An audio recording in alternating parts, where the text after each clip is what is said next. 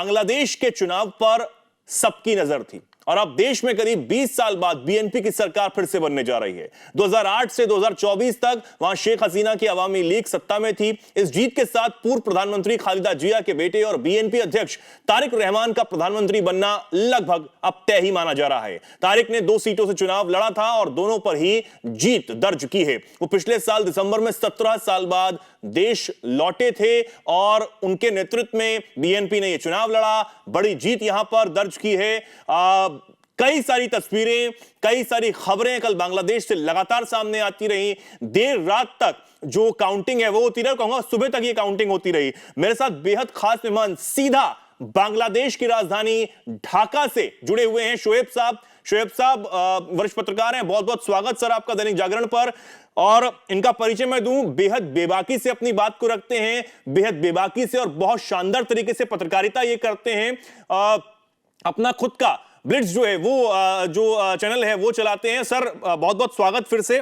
कैसा रहा सर ये चुनाव? आपने क्योंकि देखा है, हिंसा का दौर भी आपने देखा है, वो भी कवर किया है। ये चुनाव कैसा रहा, वोटिंग कैसे हुई? बहुत बहुत धन्यवाद। ये बीएनपी को अब तक मिला है 213 ठीक है। और ये भी और भी बढ़ेगा, क्योंकि जब पोस्टल बैलेट ऐड होगा तो ये 218 तक जा सकते हैं। बांग्लादेश में सरकार गठन करने के लिए ये 300 आसन में सिर्फ 151 सीट की जरूरत है। सो बीएनपी को जो मिला है इसको कहते हैं एब्सोल्यूट मेजोरिटी, 200 से ज्यादा। और अभी बीएनपी अकेला ही सरकार बनाएगा। बीएनपी की जब ये बड़ी जीत हुआ है, कल रात को ही जमात इस्लामी ने स्टेटमेंट दी कि ये संसद में जाएगा नहीं, ये शायद संसद से रिजाइन भी कर सकते हैं, कुछ भी कर सकते हैं, क्योंकि जमात दिल तोड़ गई है। जमात तो इसे आशा में थे कि वही आएगा तख्ते पे।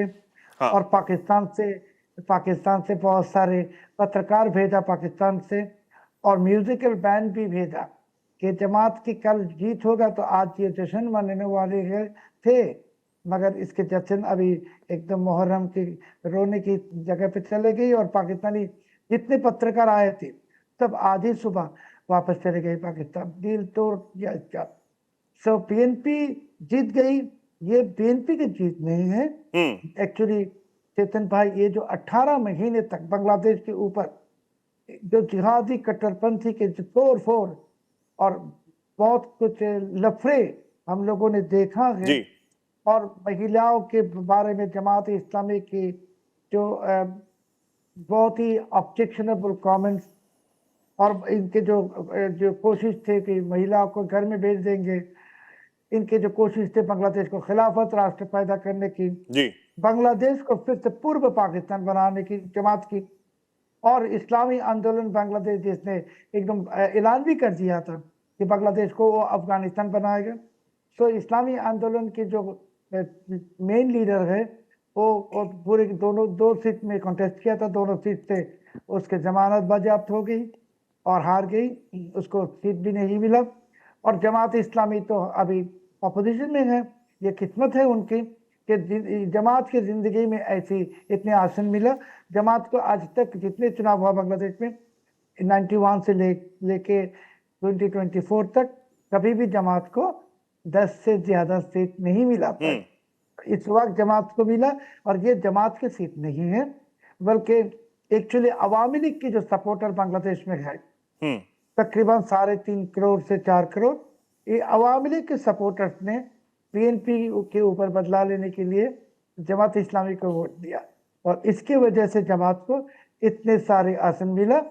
मगर बीएनपी की जो सीट मिला ये महिलाओं के वोट, बिकॉज बांग्लादेश में 53% महिला वोटर है और यंग जनरेशन के वोट।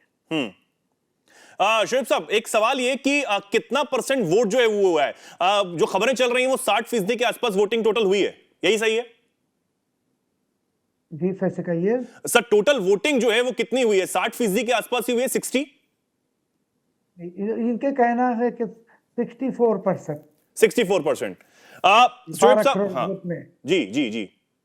हमारे वोट नंबर है 12 करोड़ बांग्लादेश की टोटल। जी।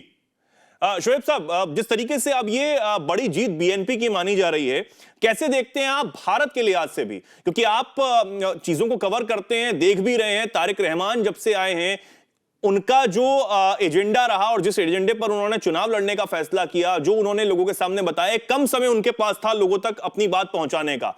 वो बात पहुंचा पाए, ये तो साबित हो ही गया है नतीजों से। भारत के लिहाज से कैसे देखते हैं बीएनपी की इस जीत को?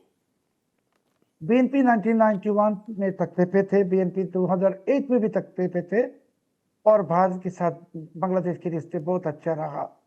मगर एक चीज जो है, पिछले 18 महीना ये यूनुस की तानाशाही, इसने जो भारत के साथ दुश्मनी कर रहा है, बांग्लादेश को पाकिस्तान बनाने की कोशिश कर रहा है, तो ये यूनुस की तानाशाही ने चुनाव के दिन ही एक रेफरेंडम भी किया।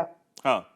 और रेफरेंडम में वेरी इंपॉर्टेंटली 12 करोड़ वोटर ने सिर्फ 13 करोड़ ने ये रेफरेंडम में पार्टिसिपेट किया। वो भी बहुत सारे, तकरीबन 50 से 60 लाख वोट ऐसे मार दी।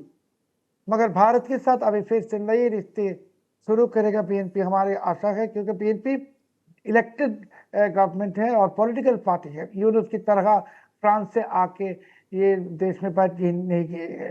सो बीएनपी को पता है कि बांग्लादेश की इकोनॉमी को रिस्टोर करना है, लॉ एंड ऑर्डर रिस्टोर करना है, और इकोनॉमी को रिस्टोर करने के लिए भारत की मदद चाहिए। और बीएनपी जरूर भारत के साथ रिश्ता फिर से जुड़ेगा। और आप जानते हैं कि भारत के प्रधानमंत्री नरेंद्र मोदी जी बीएनपी को ऑलरेडी बधाई दी, जी। मैसेज भेजा है। सो भारत भी जानते हैं कि बीएनपी के साथ भारत के साथ रिश्ता 91 से है, और भारत के साथ बीएनपी की काम भी बहुत कोऑपरेशन भी हुआ पहले, अभी भी होगा।